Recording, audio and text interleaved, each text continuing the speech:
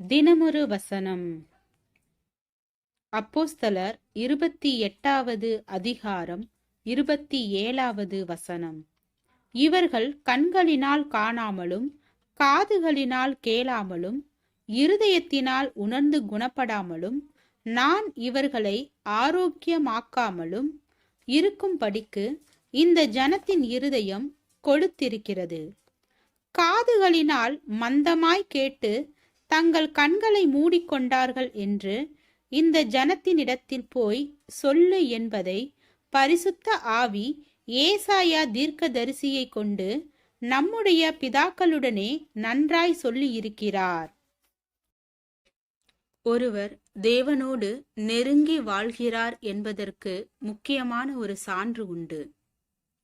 அவர் தன்னுடைய வாழ்க்கையில் உள்ள சிறு தவறுகளையும் குறைகளையும் தேவனுக்கு பிரியப்படாத காரியங்களையும் நன்கு உணர்ந்து கொள்ள இயன்றவராயிருப்பார்.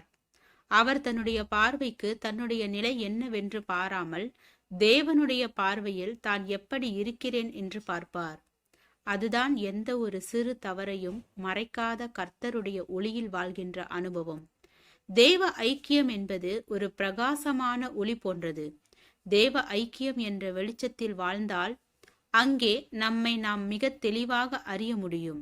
தேவ மகிமையை காண நேரிட்ட ஏசாயா ஜனங்களின் பாவங்களை பார்த்து கூச்சலிடாமல் தன்னுடைய குறைவுகளை பார்த்து சத்தமிட்டான். தேவ உறவில் வாழ்கின்றவர்களுக்கு தங்களின் எந்த குறை குற்றங்களும் மறைவாயிராது. தங்களின் குணாதிசயங்களிலே, தன்மைகளிலே, பண்பு நிலைகளிலே, செயல்முறைகளிலே உள்ள தவறுகளையும் நிறைவற்ற அரைகுறை நிலைகளையும் சிலரால் உணர முடிகின்றது. ஆனால் அவர்கள் அதன்படி தங்களை சரி செய்து கொள்வதில்லை. ஆனால் சிலரால் தங்களிடம் உள்ள குறைகளை உணரவே முடியவில்லை. அவர்கள் எவ்வளவோ ஆவிக்குரிய புத்தகங்கள் படிக்கின்றார்கள், எவ்வளவோ ஆழமான பிரசங்கங்களை கேட்கின்றார்கள். ஆனால் தாங்கள் படித்த கேட்ட ஆவிக்குரிய கருத்துக்களின் வெளிச்சத்தின்படி தங்களிடம் சரி செய்ய வேண்டிய சில குறைவான விஷயங்களை அவர்களால் இனம் கண்டு கொள்ள முடிவதில்லை. தேவன் விரும்புகின்ற விதமாக வாழாமல் போவதை விட அவ்விதம் வாழாமல் இருப்பதை உணர முடியாமல் போவதுதான் மிகவும் பரிதாபமான நிலையாகும். நான் எழுதும் தியான நூல் கருத்துக்களை எவ்வளவோ காலமாக விரும்பி ஏற்று பாராட்டுகின்ற சிலர் அவர்கள் பாராட்டி அந்த கருத்துக்களின் வெளிச்சத்தில் தங்களை பார்க்க முடியாதவர்களாக இருக்கின்றனர்.